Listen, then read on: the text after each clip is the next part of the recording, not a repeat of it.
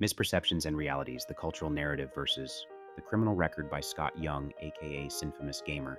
In contemporary discourse, there's a tendency to paint certain groups with a broad brush of criminality, particularly when it comes to moral and social panics. Left-leaning liberals and those practicing or labeled as Satanists have often been subjected to accusations of being pedophiles, rapists, and murderers through various conspiracy theories and political rhetoric.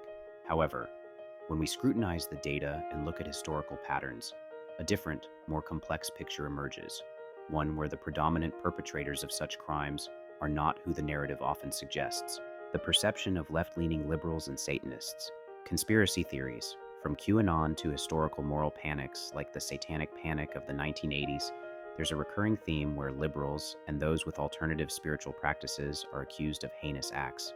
These narratives are often fueled by fear, misunderstanding, or deliberate political manipulation. For instance, the idea that left-leaning individuals, or those with non-traditional beliefs, are inherently more dangerous has been propagated, particularly in right-wing circles, to discredit progressive movements or to sow discord. Political exploitation. This perception has been exacerbated by political figures and media personalities who use these accusations to rally support by tapping into voters' fears about moral decay or the protection of societal norms. The term leftist pedophiles has been used by some alt-right commentators to create outrage and division despite lacking empirical evidence.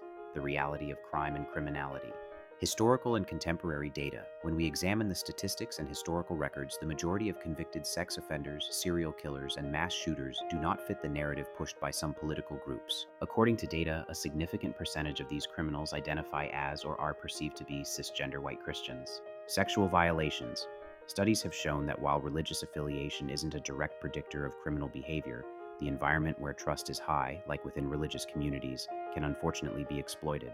Research on child sexual abuse within church settings, primarily Christian denominations, has revealed a disturbing pattern where many perpetrators were not only churchgoers, but sometimes church officials or respected community members. Serial killers and mass shooters.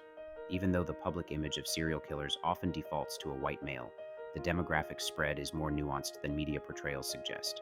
However, historical data indicates that a disproportionate number of well-known serial killers have been white, with Christianity being the predominant religion in the US, correlating with the demographic. Similarly, while mass shooters come from various backgrounds, the majority have been white males, with a significant portion identifying as Christian. Systemic issues and cultural narratives. Systemic protection. There's a noted tendency for systems, including legal, religious, and social, to protect or give leniency to those who fit the demographic norm, often white Christian men. This can lead to underreporting, underprosecution, or community protection of offenders, especially when they are in positions of power or trust. Misdirection and fear. The focus on liberals or Satanists as societal villains serves to distract from these systemic issues. It's a form of scapegoating where the actual perpetrators can hide in plain sight, benefiting from a narrative that points fingers elsewhere. Cultural and economic factors. Crime rates, including heinous crimes, are influenced by complex socioeconomic factors, not just by individual moral or religious failings. Areas with higher poverty, less education, and more social disenfranchisement see higher crime rates, regardless of the religious or political leanings of the individuals involved. Conclusion. The narrative that paints left-leaning liberals and Satanists as the primary culprits behind society's most vile crimes is not only baseless but serves to perpetuate a dangerous misunderstanding. The truth, as reflected in crime statistics and historical accounts, often points to systemic issues within mainstream cultural, religious, and racial groups, particularly among cisgender white Christians. Addressing crime, especially of the nature discussed here, requires looking beyond sensationalism and conspiracy to understand the real socioeconomic and systemic roots of criminal behavior.